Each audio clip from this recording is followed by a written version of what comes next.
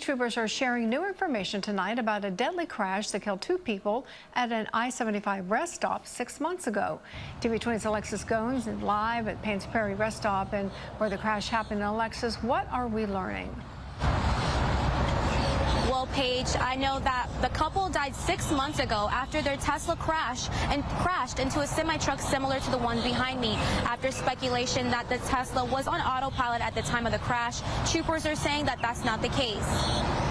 The accident happened on July 6th of last year at the southbound Paynes Prairie rest stop on I-75. According to FHP officials, the couple's Tesla entered the ramp of the rest stop going about 60 miles per hour before hitting a curb, then crashing into the semi-truck.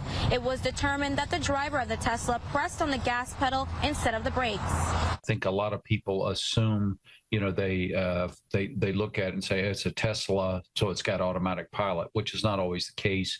This was actually a 2015 Tesla sedan, and it did have some autonomous features to it, but it was not a self-driving car or something that you could put on autopilot. The couple was pronounced dead at the scene, and their family hired attorneys to represent them. However, with this new detail, it is still unsure if the family will continue with legal action. I reached out to the law firm, but I have yet to receive a response. Live in Alachua County, Alexis Goins, TV 20 News.